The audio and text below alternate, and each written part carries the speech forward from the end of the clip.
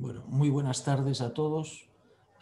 Veo que ya se van conectando, se van uniendo asistentes a nuestro webinar. Mientras hago una pequeña introducción, estoy convencido de que se irán uniendo más. Mi nombre es José Manuel García, soy el gerente de la Cámara de Comercio de Pontevedra, Vigo y Villagarcía. Y hoy vamos a hablar de un tema, una soft skill, como habitualmente se le suele conocer. Hay toda una serie de habilidades que muchas veces no son demasiado reconocidas y que nos permiten hacer mejor nuestro trabajo. Hay toda una serie de habilidades soft, no relacionadas técnicamente con nuestro desempeño profesional, pero que sí realmente son importantes en nuestro día a día. Creo que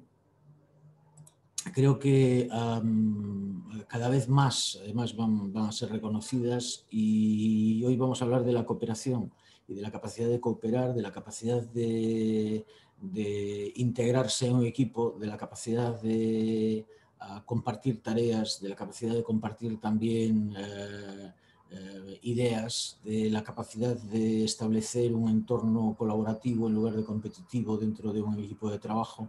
Y para eso tenemos la inmensa suerte de contar con dos expertos que pasaré a presentar, por lo menos unas pinceladas sobre su currículum.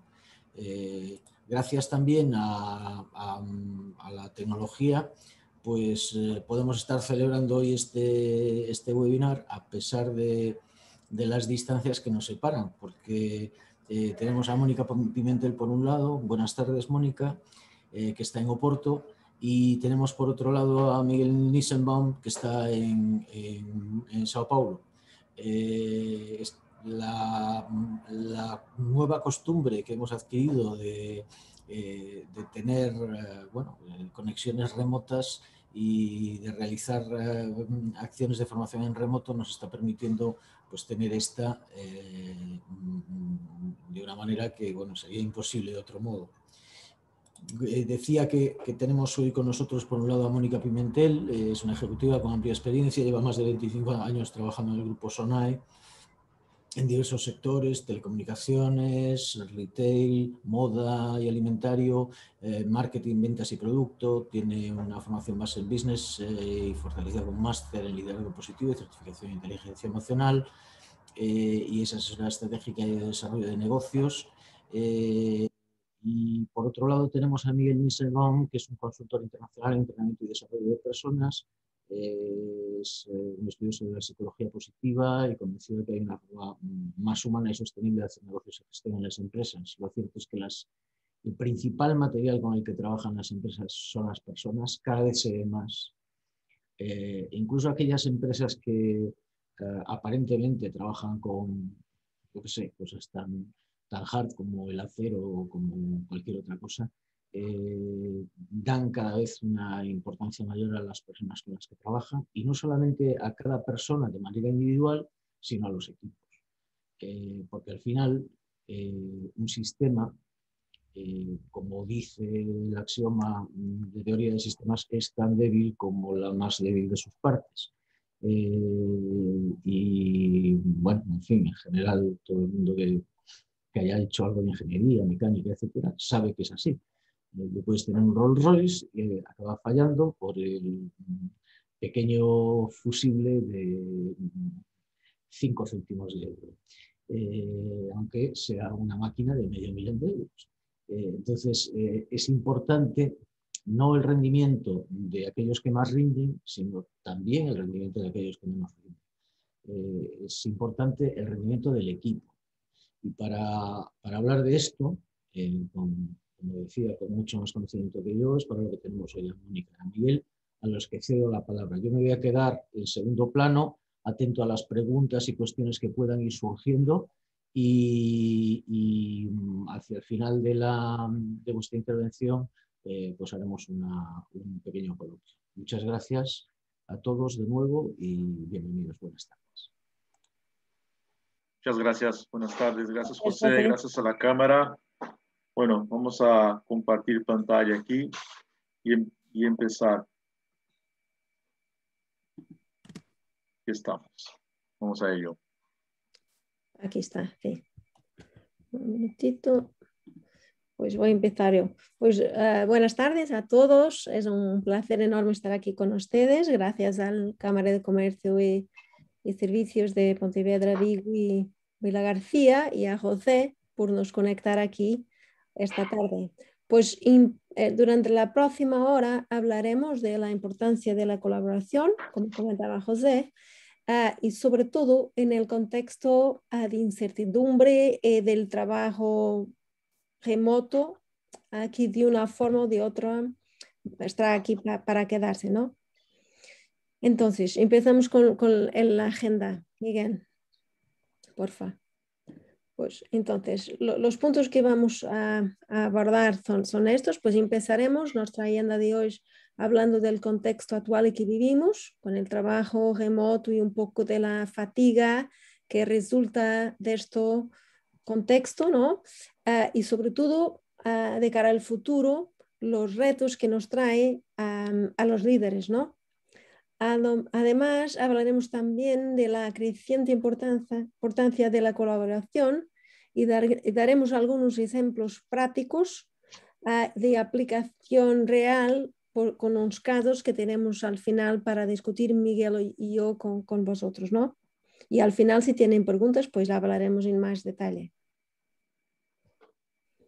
Pues así que en un estudio reciente de McKinsey, que aquí compartimos, se concluyó que entre los empleos de las economías más avanzadas, prácticamente aproximadamente un cuarto, pues como que 20 o 25% de la población activa, pues podría trabajar desde su casa entre 3 a 5 días a la semana, sin pérdida de productividad. Es decir, que esto representa un crecimiento de 4 a 5 veces más de que antes de la pandemia, ¿no? Es un grande cambio. Pues quiere decir que así que todo esto va a depender del contexto de cada empresa, del sector de actividad, de tipo de funciones y por supuesto de la cultura de las empresas. Pero una parte importante de este trabajo remoto está aquí para quedarse. Entonces tenemos que empezar a estudiar las ventajas y retos, ¿no? y los impactos que tiene para los negocios. Bueno, aquí, a ver, ya me escuchan, ¿no? Sí, sí. Bueno, complementando lo que Mónica dice, primero es un placer poder compartir este tema con vosotros, que creo que es un tema muy, muy relevante, porque creo que desde el punto de vista tecnológico estamos más preparados de lo que imaginamos, pero adaptarse a la nueva manera de trabajar creo que es el grande desafío. Y aquí, aparte del crecimiento, tenemos una sobrecarga digital. De hecho, este es un estudio que hizo Microsoft en su plataforma Office 365, que en el año de pandemia, en un año, tuvimos un incremento de 148% en reuniones online, o sea que estamos conectados mucho más tiempo. 40.6 billones de emails más y un incremento de 45% en el chat. Y 66% más personas trabajando en documentos, Word, Excel, PowerPoint, o sea, un volumen muy importante de información que implica una sobrecarga de horas de trabajo, y ya sabemos que el nivel de burnout, de ansiedad frente a la situación es bastante grande, y eso, claro, afecta a nuestra salud mental y bienestar y obviamente la productividad de las personas. Y esto es solo en Office 365, no estamos ni siquiera hablando de Zoom, de Gmail, de Slack o otras plataformas de colaboración tecnológica que las empresas tienen, o WhatsApp, por ejemplo. Y eso incluso se creó un término el último año que se llama Zoom Fatigue, que no está clasificado como una enfermedad psicológica, pero es real. O sea, de hecho, es real que al conectarse de reunión en reunión online, sentimos una sensación de agotamiento muy importante, y eso impacta nuestra salud. O sea, muchas veces no tenemos pausas entre una reunión y otra, la gente no almuerza, la gente no crea un ambiente separado, y eso implica en déficit de atención, problemas de concentración, etc. O sea, es importante para dar un volumen de lo que impacta y cómo tenemos que adaptarnos a esto de una manera más saludable, ¿no? Sí, por eso tenemos que reflexionar sobre las ventajas y retos que tienen este nuevo contexto, ¿no? Porque el trabajo remoto fue de cierta forma impuesto por la fuerza de la pandemia, ¿no? Y es importante reflexionar y ver cómo vamos a manejarlo de cara al futuro. Entonces, pensando por las ventajas, pues esto, como comentaba a poco, depende del contexto, de condiciones de cada uno, pero en general, pues podríamos decir que estas son las aceptadas como las principales ventajas, ¿no? Pues tenemos mayor flexibilidad de horarios, pues podemos elegir del lugar de trabajo, quien puede tener una casa de ferias o algo así, pues nos va a quedar más tiempo libre porque se nos reduce el tiempo de viaje, ¿no? Y además algunos pues pueden poupar algo en las comidas y tal porque se quedan trabajando de su casa, entonces pues tenemos aquí algunas ventajas, ¿no? Pero al mismo tiempo, en términos de retos, si miramos el retos, Miguel, lo cambias en el próximo, pues aquí tenemos que pensar un poco porque todo esto ha sido una adopción muy acelerada por fuerza de la pandemia, entonces ha sido algo más, no han pensado de una forma más estructural, pero más reaccionado, ¿no? Entonces, pues tiene retos que tienen que ver con la comunicación, con los equipos, porque nos queda más fácil si estamos en presencia uno al otro, frente al otro, pues mirar las expresiones, la lenguaje corporal, entonces pues es más sencillo para entender la mensaje. Y además, si tenemos equipos que están dispersas, cada una en sus casas, ¿no? Pues la dificultad para medir el pulso, ¿no? Sentir cómo va la equipa, pues manejar los conflictos que pueden surgir, son retos que los líderes van a enfrentar, ¿no? Y además, en términos de individuales, como comentaba Miguel, si la fatiga de estarmos siempre conectados, pues la incapacidad quizás de separación del tiempo personal del trabajo, ¿no? Porque el ordenador se queda arriba de la mesa de la comida, entonces estamos en un mixto de trabajo permanente que por veces no está claro, ¿no? Lo tiempo que tenemos que tener más para nosotros. Y esto a juntar con lo exceso de meetings, de chats, de WhatsApps y tal, que llamamos aquí de cyber incivility, pues la presión por múltiples canales digitales, pues puede tener impactos de concentración, etc. Entonces tenemos que tener aquí una atención especial para cómo manejar todo esto y empezar de cara al futuro a dibujar lo que pueden ser las nuevas formas de trabajo con equipos, ¿no?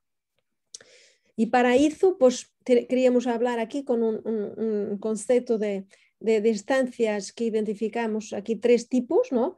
Que creemos que es importante tener en cuenta en el contexto de trabajo a distancia como tenemos hoy. Si por un lado tenemos la distancia física, que es más obvio, ¿no? Pues cada uno sigue trabajando de su casa y manejarlo hasta ahora pues va siguiendo siendo posible. Tenemos aquí hoy esta charla, ¿no? Y cada uno de Brasil, a Portugal, a España, pues nos conseguimos entender. Pero si hablamos en términos más operacionales, pues puede no ser tan sencillo, porque dependiendo del tamaño del equipo, ¿no? Del tipo de funciones que tiene cada equipo, si es un equipo, las competencias, ¿no? Si es un equipo más junior que vaya a necesitar de una cercanía y un coaching más cercano, o si es un tío muy experto que va solo, pues esto tiene diferentes implicaciones y cada líder en su equipo pues tiene que pensar cómo va a hacerlo para manejar el equipo en un contexto de trabajo remoto o parcialmente remoto, ¿no? Y como último, que nos parece quizás el mayor reto, está en trabajar la distancia de afinidad, ¿no? Que tiene que ver con la cercanía emocional. Pues podemos estar físicamente lejos de la familia, de los amigos más cercanos, pero esto no significa que nos alejamos emocionalmente. Lo mismo puede ocurrir con los proyectos, con las empresas, ¿no? Si tenemos una fuerte conexión emocional y tratamos estos proyectos como nuestros, no es la distancia física que impide de podernos dar lo mejor, ¿no? De aplicar las nuestras fortalezas y todo más. Pero si no, es necesario construir este sentimiento de pertenencia, esta conexión emocional que sirve de cola, no sé si se dice así, de cola entre los equipos, ¿no? Entonces hay que empezar a hablar de nuevo liderazgo, de nuevas competencias que nos parecen que son críticas en el contexto en que estamos. Y Miguel hablará un poco más de eso ahora mismo, ¿no? De hecho, lo que es muy interesante es que lo que todo el mundo comenta y habla, que de frente a los cambios en la manera de trabajar, yo creo que todo lo que estamos viviendo en este momento ha acelerado el proceso de cambio frente a nuevas formas de trabajo, nuevos modelos de gestión. Aparte del aspecto digital, las personas se cuestionan si vale la pena seguir trabajando de la manera como, si es sostenible seguir trabajando de la manera como estamos trabajando. O sea, yo nunca he visto tanta comunicación y charlas sobre la humanización de la gestión de las empresas. Así que es un tema muy importante. Y este es un estudio hecho por el MIT en enero de 2020, antes del principio de la pandemia, preguntaron básicamente en 3 dimensiones, o sea, comportamientos que han perdido valor, comportamientos que siguen teniendo valor y comportamientos que empiezan a ganar valor. Y lo que es interesante, todo lo que es comando y control, poca transparencia, o sea, gestión de arriba abajo, top down, microgestión, micromanagement, hacer planes rígidos a largo plazo y un enfoque one size fits all o café para todos, ya empiezan a perder poder porque las cosas van cambiando con mucha velocidad y yo no consigo dar una respuesta adecuada a los cambios si mantengo este modelo de gestión. Yo sé que todavía hay organizaciones que todavía siguen con ese modelo o unidades de negocios que siguen ese modelo, pero la tendencia, incluso por una cuestión de supervivencia de la empresa, es ir cambiando. O sea, no es solo algo de humanizar la empresa, sino que para poder responder a los desafíos y las adversidades que nosotros no conocemos, no sabemos qué va a suceder, tenemos que tener una seguridad psicológica entre las personas que están trabajando en la empresa y hay estudios en grandes empresas como Google que comprueban este tipo de valor de trabajar estos comportamientos. Entonces, para comportamientos que siguen teniendo valor, visión clara, o sea, clareza de la dirección, o sea, de quién queremos ser principalmente como organización, un enfoque en los resultados sigue siendo valorado, el ser centrado en el cliente Y es muy interesante que muchas veces miramos el cliente de la puerta afuera y no miramos nuestro cliente interno, que es de la puerta adentro, que son nuestros proveedores, nuestros colaboradores y toda la cadena del ambiente, del ecosistema por donde estamos conectados. Predicar con el ejemplo, no tengan duda que esto sigue. La parte de integridad y ética sigue. Asume riesgos y lidera el cambio, o sea, la parte de un líder que osa, que asume responsabilidad, que es accountable, responsable por sus actos y tiene, lleva adelante el negocio, sigue siendo importante. ¿Qué empieza a ganar valor? Y eso creo que va por también de las nuevas generaciones, que el propósito empieza a tener más fuerza al elegir si quiero trabajar en esta organización o no, si quiero contratar este proveedor o no. Y además, como las cosas están muy transparentes y está todo muy evidente, si yo contrato un proveedor que por ejemplo, no cuida el medio ambiente, puede tachar mi imagen como organización, para dar un ejemplo. Y las nuevas generaciones están buscando organizaciones que tienen una relación más adecuada con la sociedad, con el medio ambiente, y el propósito va de ahí. Sí, que liga con el punto que hablábamos de la distancia emocional, ¿no? Porque para conectarme con este propósito, pues voy a reducir la distancia emocional que hablábamos y por eso voy a conectarme más con los valores de la empresa, ¿no? Sí, porque tenemos valores en común. No es que el propósito individual tiene que ser el mismo de la organización, pero hay que tener convergencia, o sea, Sí. que las cosas se hablen. Decisiones basadas en datos, eso no es novedad para ustedes, o sea, cada vez más tenemos indicadores reales y de hecho, incluso para la parte comportamental y de medir colaboración, vamos a hablar de que hay datos, hay metodologías para trabajar con datos también en esto.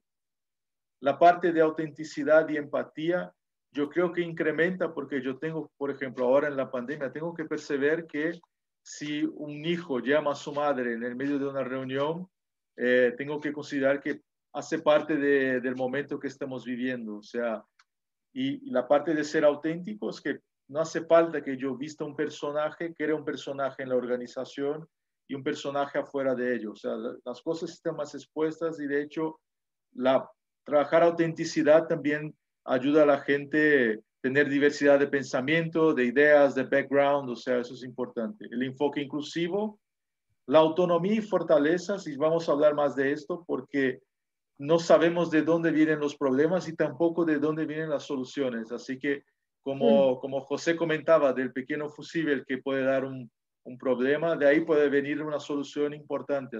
Así que dar voz a las personas en la organización va a ser algo cada vez más importante y nosotros como líderes vamos mucho más a gestionar la dirección, si estamos observando alguna cosa, garantir que puedan colaborar, que tengan clareza de cuáles son los papeles que tienen que responder y más nada. O sea, de hecho, dar herramientas para que las personas puedan brillar y florecer en las organizaciones. Y trabajar más allá de los silos y los nichos porque estamos cada vez más conectados y mismo en una organización donde tenemos una estructura vertical, por ejemplo, una industria, tenemos cada vez más proyectos multidisciplinarios. Incluso Mónica va a comentar de la aplicación real de un proyecto multidisciplinario para promocionar más colaboración entre el equipo, ¿no? Sí, y aquí vamos a hablar de, pues Miguel comentaba de comportamientos que hacen sentido desarrollar en este contexto, ¿no? Y al mismo tiempo tenemos que ponerlo en práctico, porque el cambio cultural y el cambio de forma de trabajo, pues tiene que pasar por aplicación práctica, ¿no? Y entonces aquí, para algunas pistas, algunas dicas de ideas para reducir lo que llamamos distancia de afinidad y crear esta conexión con los empleados, ¿no? los compañeros. Entonces, pues en el contexto físico, cuando estamos en las oficinas, pues teníamos las charlas informales, ¿no? los momentos de café, al inicio o al final de la reunión, que hablábamos un poquito de pues cómo está, cómo va tu hijo, qué proyectos tienes en manos y tal, pues ya había una conversa más informal que hace parte del proximidad con los compañeros, ¿no? Y de entender lo que se pasa también con las personas. Estos momentos tienen que ser recreados y repensados para un contexto en que parte del equipo, si no toda, vaya a depender de las compañías, pero parte del equipo está trabajando desde su casa, ¿no? Entonces, pues crear momentos para hacerlo, quizás al final del meeting o un icebreaker al principio para incentivar a que la conversa más informal pueda tener espacio en este nuevo contexto de trabajo. Asimismo, los momentos uno a uno pues que teníamos en las oficinas, con la conversa individual, con cada un miembro de los equipos, pues sigue siendo importante, tenemos que planearlos y plantearlos en las agendas de los líderes, ¿no? Y también pensar, reflexionar de cómo podemos tener momentos de celebración que sean celebraciones más informales de cumpleaños o logro de los resultados o lo campeón del mes, lo empleado del mes, lo que sea, pero momentos de espontaneidad, de celebración que tienen también que ser dibujados, por así decir, en un contexto más digital. Y tenemos también algunos temas como la bienvenida de nuevos compañeros, que es también un momento crítico, ¿no? Porque si alguien te apunta a una nueva organización y que no la conozca, no conozca sus compañeros, no tiene ninguna pista sobre la cultura, la forma de trabajo, las relaciones informales, pues es muy importante para tenerlo cercano, para involucrarlo en el proyecto, que alguien lo haga, ¿no? Que alguien lo ayude a incorporarse con suceso en la organización. Entonces, para decir que hay un conjunto de tópicos que tienen que ser dibujados y reflexionados en un contexto de gran cambio, con el trabajo remoto que se quedará de una forma o de otra, con la mayor agilidad que necesitamos, pues para incentivar una cultura de colaboración, ¿no? De hecho, es muy interesante porque estamos hablando de tres elementos importantes. O sea, la parte de promover comportamientos, que es importante, es algo a trabajar individual y con los equipos. Tener prácticas, como comenta Mónica, o sea, generar prácticas. Y cada organización, de acuerdo a su cultura, generará prácticas que están adecuadas para poder promover estos momentos de interacción, o sea, que haga parte del proceso del trabajo estos momentos de integración, de colaboración y poder medir esto, o sea, tener metodologías estructuradas para medir, saber cuál es el impacto, cómo la gente está colaborando y de hecho el hecho de estarmos todos conectados aquí se puede medir la intensidad de las cosas y el resultado que eso trae, ¿no? Sí. Y yo ahora vamos a hablar un poco de la colaboración. Incluso antes de empezar la charla, José comentaba que era biólogo y o sea que es muy interesante que podemos hablar de la colaboración incluso como del punto de vista biológico, ¿no, Mónica? Sí, porque este estudio hecho en Stanford ha sido hecho con un grupo de ingenieros y lo demostró que los empleados, los compañeros que ayudan, colaboran y simultáneamente piden ayuda son claramente más productivos do que aquellos que no tienen este comportamiento, ¿no?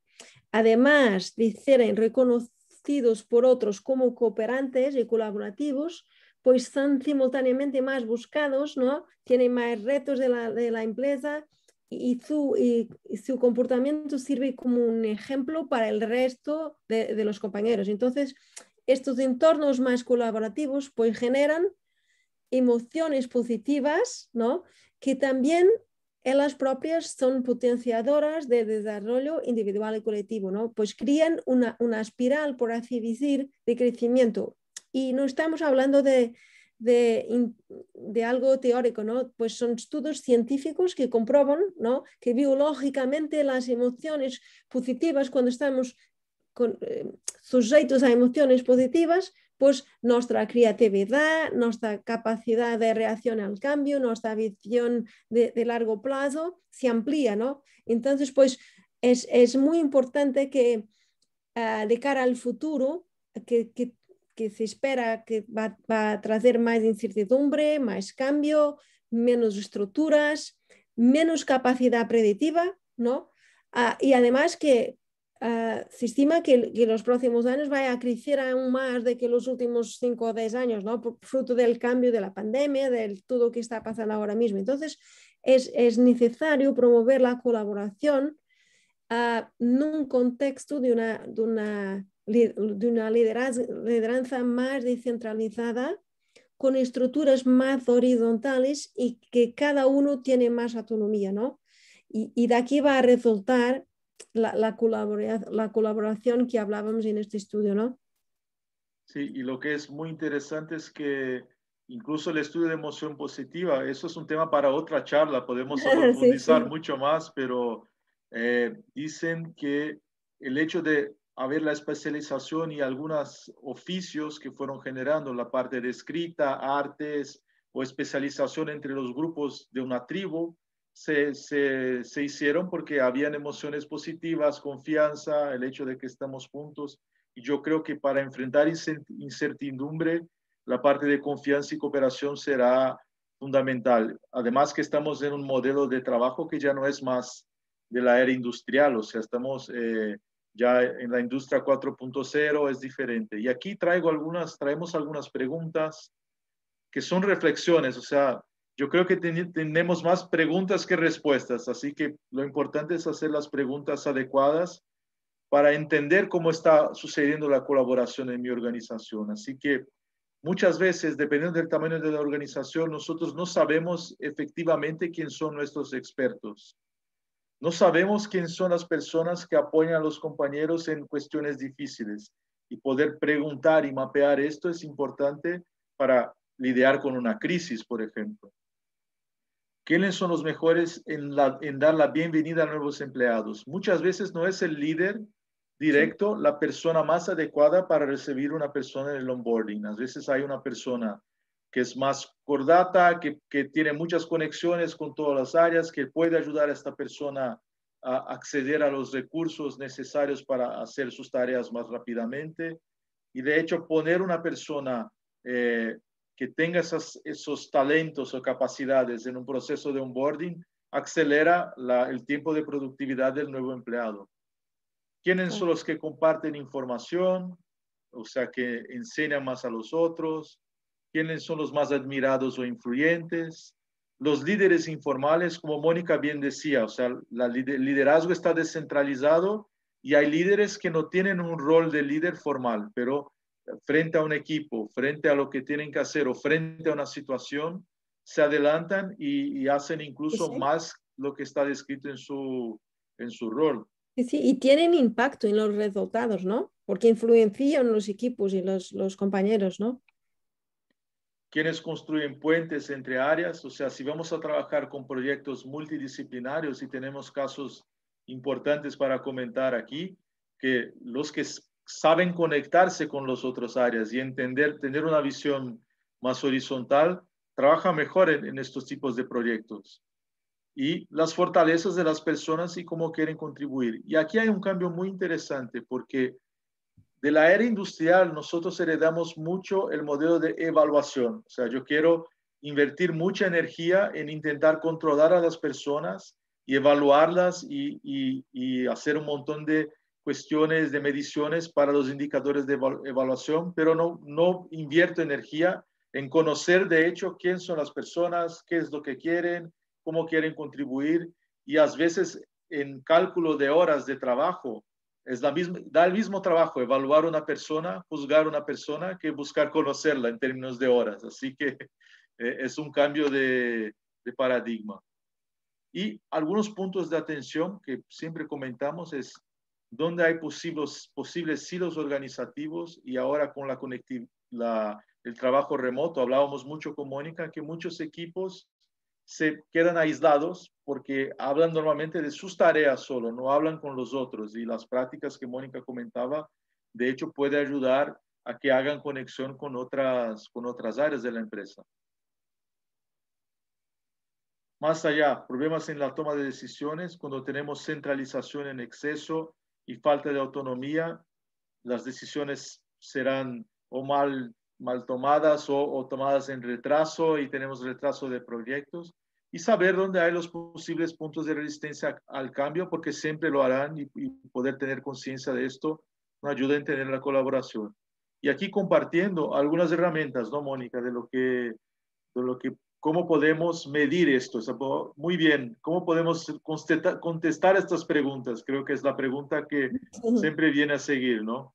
Sí, sí, porque a la cuestión aquí es que, por un lado, tenemos que contestar estas preguntas, ¿no?, de una forma más organizada y con metodologías para hacerlo, pero hay formas de hacerlo de forma muy estructurada, ¿no? Y aquí, pues Miguel estaba hablando de las fortalezas, pues es trabajo que hacemos nosotros y más de assessment, entendimiento de las fortalezas. Y esto es fundamental, ¿no? Porque cuando hablamos de colaboración, estamos hablando de que, y además en un contexto de incertidumbre muy grande, de cambio muy acelerado, pues es importante tenernos la humildad de entender que no sabemos todo.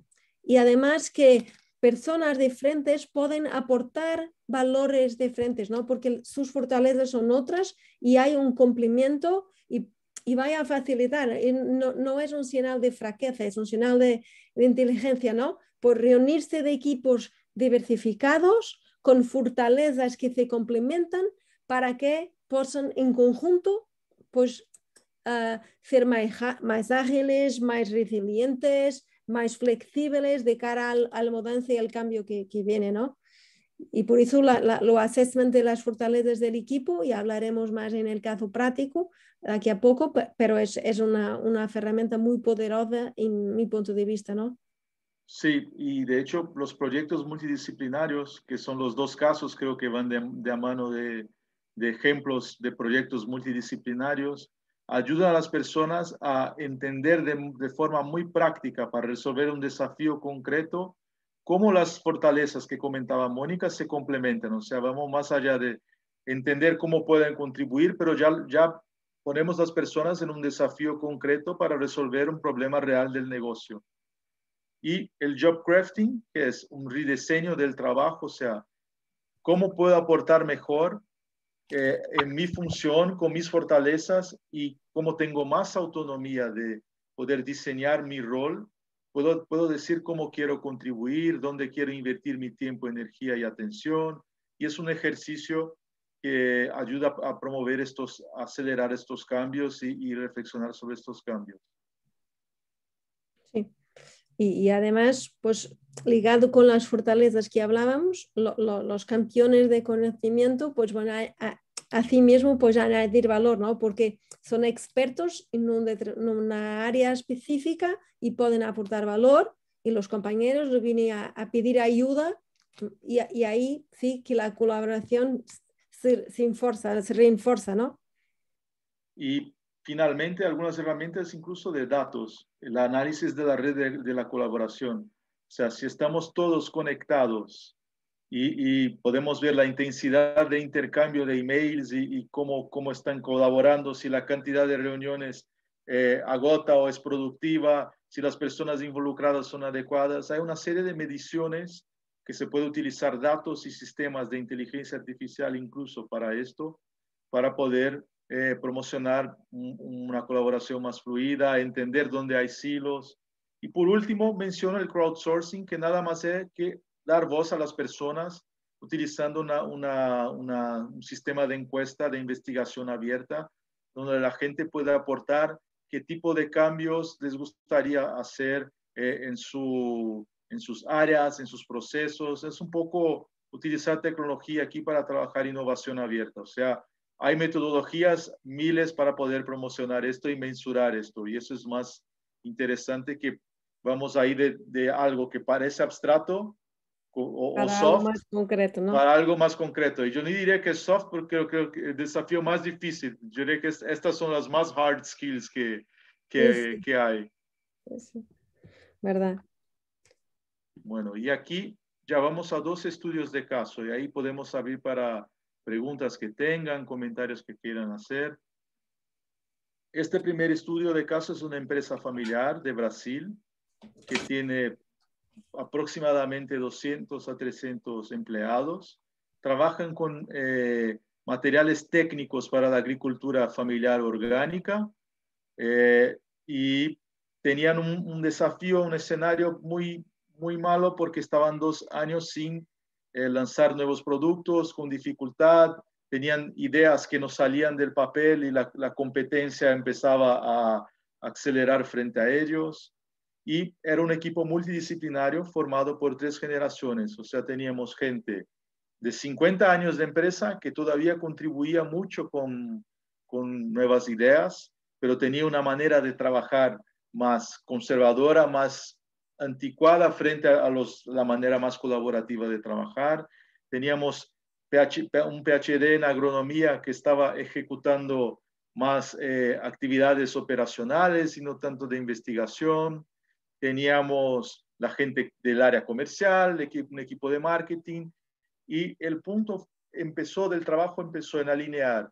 Mira, y no teníamos un problema ni de capacidad industrial, ni la marca estaba bien posicionada en el mercado, o sea, era una de las líderes en el mercado, y o sea, teníamos capacidades internas de poder, y no era un problema ni incluso de capacidad técnica del personal, sino de cómo estaban colaborando. Así que lo que fue hecho fue un assessment de fortalezas para que cada uno conozca cuáles son mis fortalezas, cómo puedo contribuir para el reto de nuevos productos, que el equipo conozca las fortalezas uno del otro y después un rediseño del trabajo frente al desafío del equipo, siempre asociado a la estrategia.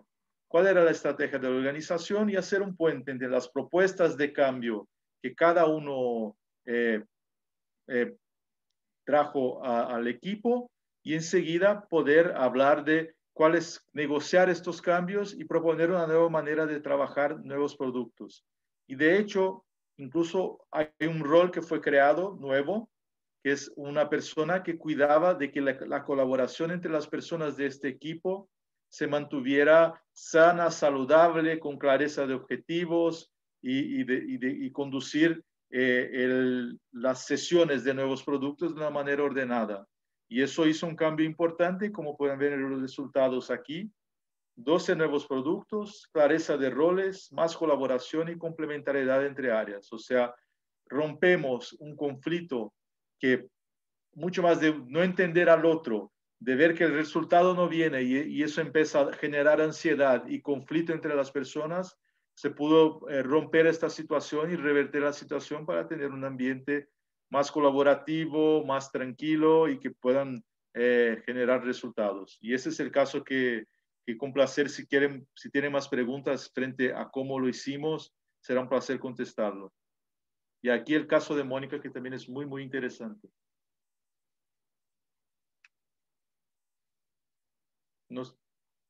Perdón, que estaba sin sonido. Pues Deeply es una empresa de trajes de surf, ¿no? Una empresa pequeña dentro del grande grupo Sonai, que pues tenía un reto muy grande de crecimiento internacional, sobre todo en el digital, pero al mismo tiempo tenía algunos retos internos, porque el equipo pues tenía un mixto de personas que venían del surf y expertos de surf y algunas personas que venían del universo de Sonai, más corporativo, más empresarial, ¿no? Y entonces la cultura no estaba clara y la colaboración no era la mejor. Entonces empezamos por hacer una reflexión sobre la estrategia de la empresa, claro, para tener claro el propósito y dónde íbamos.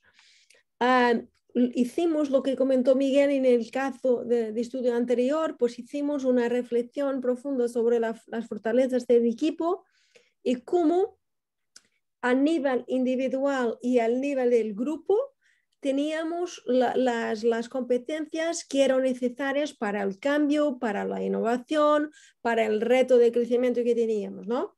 Y además, a nivel individual, cada uno hizo su reflexión de cómo podría aportar valor, dar lo mejor de su fortaleza a la estrategia de la empresa. Entonces, en esta parte del lado izquierdo del slide, de la diapositiva, pues tenemos una cosa muy importante, que es una visión clara de cara de la estrategia de la empresa y un alineamiento sobre las competencias necesarias para hacerlo, lo que cada uno tiene para dar y cómo cada uno se vaya a involucrar en el proyecto. Y esto da una sensación de engagement, de pertenencia al grupo que es muy positivo, ¿no? Del lado derecho, y de cara a empezar a promover el cambio más cultural que hablaba y la colaboración que era necesaria para agilizar y acelerar el crecimiento, pues lo hicimos en conjunto, un proyecto de diseño de cultura, ¿no? Pues empezamos por decir cuáles serían los valores con los cuales todos en conjunto nos identificábamos, cuál era la cultura deseada en términos de valores, en términos de procesos operativos, ¿no? Y a partir de ahí, pues creamos una serie de proyectos multidisciplinares, algunos directamente ligados con proyectos de negocio, como acelerar el crecimiento de trajes de mujer o cómo empezar a desarrollar el bodyboard en España o lo que sea, pero proyectos de negocio, donde fuimos a coger las fortalezas necesarias, los miembros del equipo con las fortalezas necesarias para el proyecto específico que teníamos en manos. Y al mismo tiempo empezamos también a crear proyectos de transformación cultural. Entonces, para darles un ejemplo más concreto, es decir, pues, si queremos que un de los principios operativos que dibujamos es que queríamos que cada uno se sintiera como dueño de la empresa. Entonces, para eso tenemos que tener algunas tareas, ¿no? Pues tenemos que tener claro cómo vamos de P&L, ¿no? Cómo vamos de número de negocio, el atingimiento de los KPIs, cuánto estamos de orçamento, de budget a cada momento, pues darles más conocimiento de la gestión de la empresa y todo más para que se sintiesen más involucrados y más responsables al mismo tiempo, ¿no? Y además, para incentivar también la colaboración, pues se crearon los campeones de competencias. Entonces, por decir que base al estudio de las fortalezas que íbamos feito en la empresa, pues podríamos decir que pues aquí tenemos dos campeones de creatividad e innovación, que es Miguel y Felipe. Entonces, cada uno que tiene algún proyecto, por más pequeño que sea, que necesite de un insight más creativo, vaya a correr a Miguel o a Felipe. Y aquí tenemos Elizabeth o Luisa, que son más de procesos, ¿no? Muy estructuradas, más de rigor. Entonces, si alguien que es más intuitivo y y necesita de apoyo para estructurar un proceso de servicio al cliente o algo así, pues vaya a correr la competencia de Elizabeth. Bueno, y esto para decirles que además de tiene varias ventajas, ¿no? Una es que pone los equipos en conversaciones con los compañeros, ¿no? Pues incentiva a una mayor proximidad. La segunda ventaja es que cada uno pues vaya a dar lo mejor que sabe, ¿no? Los talentos que tiene y vaya a aportar valor. Y esto tiene una dupla ventaja. A nivel individual, pues hay un sentimiento de que estoy a aportar valor, y a nivel de la empresa hay lo gano, lo valor añadido que este tío vaya a traer porque es su competencia más fuerte, ¿no? Entonces, con este proyecto se consiguió cambiar, aumentar la colaboración, cambiar la cultura. Las culturas no se cambian por decreto, ¿no? Es poniendo en práctica, pues se implementaron un conjunto de proyectos para ponerlo en práctica y conseguimos acelerar el crecimiento con la duplicación de las ventas en 2 años consecutivos, la reducción de los costes y todo más, ¿no? Entonces, para decir que en un proyecto de colaboración tenemos que involucrar y equipar nuestros equipos con herramientas que les dan más agilidad, más autoconocimiento, por un lado, más agilidad emocional, por decir, porque en el contexto del cambio permanente, de incertidumbre, de una gestión más descentralizada, pues tenemos que tener organizaciones más resilientes y con más flexibilidad y capacidad de adaptación. Y esto en un contexto en que tenemos que tolerar el error, ¿no? Porque hace parte de la experimentación. Y para eso no es posible hacerlo solo. Un líder que en una cadena de command control sigue haciendo todo solo, ¿no? La única forma de llevarnos adelante los negocios en este contexto de desarrollo permanente, cambio permanente, es contar con la colaboración y los talentos que cada uno tiene y que puede aportar. Bueno, como veo que tenemos 10 minutos, voy a cerrar la presentación para que los que quieren hacer algunas preguntas puedan participar. Y resumiendo muy rápidamente, ¿no, Mónica? Debemos reducir la distancia de afinidad como conclusión. Trabajamos en la identificación, desarrollo de nuevos perfiles y comportamientos de liderazgo, promover la colaboración y aplicar métodos y prácticas que generen ambientes más colaborativos. O sea, como información final y conclusión, colaboración lleva más productividad, más motivación y más agilidad y bienestar y seguridad psicológica y un montón de otros beneficios. Así que tanto yo como Mónica estamos a vuestra disposición para charlar y las preguntas que quieran hacer o los comentarios que quieran hacer, estamos a disposición, ¿no? José, ¿tenemos ahí alguna pregunta en el chat? Pues la verdad es que no. Yo he seguido vuestra presentación y es todo bastante claro, pero me gustaría hacer una pregunta o plantear, digamos que una posible dificultad. Sí. Yo creo que quizá lo más complicado a la hora de introducir cambios en una organización es vencer las resistencias internas. La inercia que nos lleva a seguir haciendo las cosas como las hemos venido haciendo, que es algo que todos tendemos a hacerlo, hasta que no, esto es una cosa que en tecnología es bastante habitual, es decir, si introduces una nueva tecnología, la nueva tecnología tiene que ser, sin haberse desarrollado, mucho mejor que la anterior para que la gente cambie, porque si no, la gente se va a quedar con lo que ya tiene. Y en las organizaciones suele suceder esto, es decir, ¿para qué voy a meterme en líos? ¿No? No cambio nada. Y sobre todo con las resistencias a nivel personal, porque cuando se habla de colaboración y de trabajo en equipo siempre hablamos de factor humano y hay personas a las que, bueno, pues a alguien le cuesta confiar en otra persona, a otro va a decir, bueno, esto seguro que va a ser más trabajo. En fin, va a haber resistencias de diverso tipo. Si nos podéis dar una idea así un poco de qué estrategias se pueden utilizar pues para, digamos que, ilusionar a la gente y conseguir su plena colaboración en este sentido. Bueno, de primero te lo digo que a veces hay una intención de hacer un cambio cultural en ese sentido de colaboración en la organización como un todo.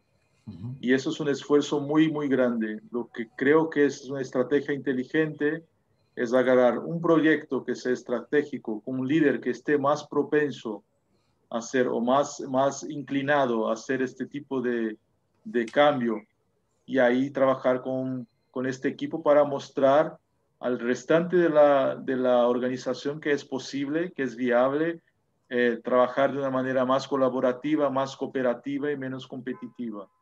Y frente a la situación que estamos viviendo de tanto cambio, yo creo que no cambiar es peor que permanecer. Así que efectivamente, para poder sobrevivir en un entorno de cambio tan grande, creo que es importante puntuar. Y la transparencia es fundamental, o sea que vamos descentrado a la persona, que vamos a dar herramientas para que puedan trabajar mejor y ser más felices adentro del trabajo, no necesariamente algo que le va a dar más trabajo. O sea, no es solo la empresa, hay que haber un puente entre lo que está bien para la persona, lo que la persona quiere. Ese es un trabajo importante de hacerlo de esta manera para que la gente se involucre más intensamente. En el caso que presenté había un conflicto importante entre las personas, pero la transparencia y el papel de la presidenta de la empresa en el proyecto fue fundamental. Sí, me parece que para añadir lo que Miguel comentaba, que es cierto que la mudanza genera miedo y resistencia, estoy de acuerdo. Y el principio para mí es que para cambiarlo alguien tiene que ver lo mejor que vaya a surgir a frente, ¿no? Porque si no lo reconocen, la ventaja, lo bien que le va a sentirse al final, pues es más difícil moverlos para el cambio.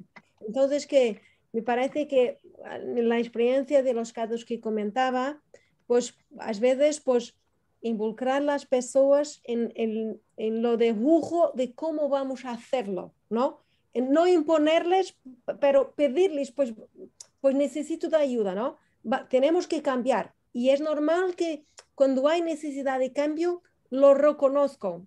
Mismo que no lo quieran cambiar, lo saben que algo no va bien, ¿no? Entonces, pues, debojar en conjunto lo que puede ser la estrategia de cambio es un principio, un principio. Lo segundo punto que puede funcionar es que lo ejemplo de los proyectos multidisciplinares, lo de Miguel comentaba Miguel y lo que comentaba yo, es muy fácil de ver la ventaja porque empiezas a trabajar y alguien que no es de tu equipo natural y que no tiene las mismas competencias va a aportar valor. Entonces, pues tú dices, pues claro, mira, aquí tienen un punto que no lo había visto. Entonces, pues la experiencia, quizás empezando por pequeños proyectos o pequeños departamentos o pequeños cambios, pero que las personas lo puedan ver los beneficios, porque es muy importante que los beneficios se queden visibles, ¿no? Para que la resistencia a mudanzas se va cambiando.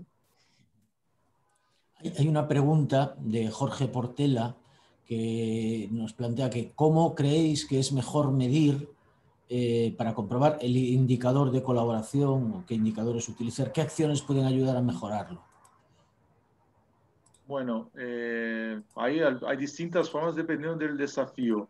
Yo creo que siempre tener un proyecto multidisciplinario, algo que va a traer un aporte concreto a lo que están haciendo como ejemplo, ayuda a medir los indicadores ya en el resultado del proyecto.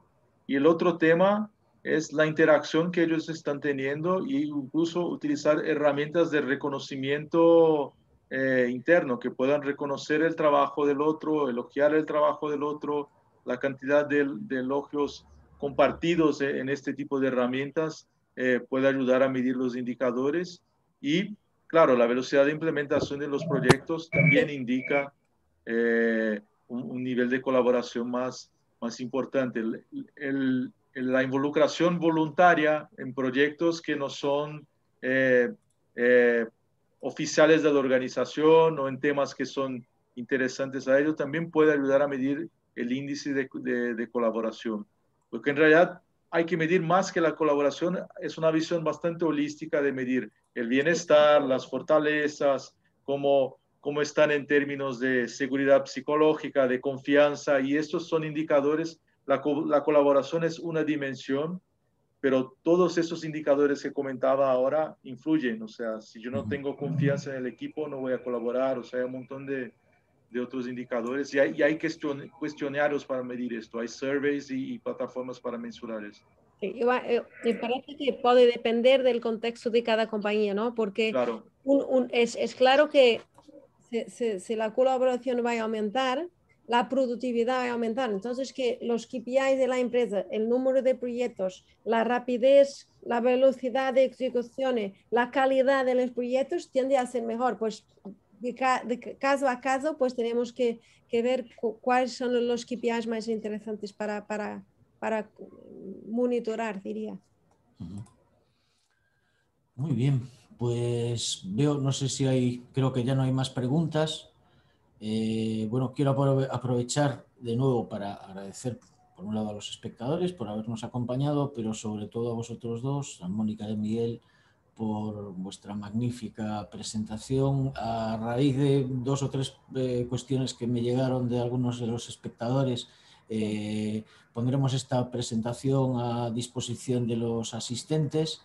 Y nada, quiero pues despedir a todo el mundo dándoles las gracias y animándoles a, por un lado, a trabajar en todo este tipo de soft skills que son tan importantes a la hora de conseguir eficacia y eficiencia, y por otro lado animaros a que participéis en los seminarios de la Cámara que seguiremos ofreciendo desde esta plataforma.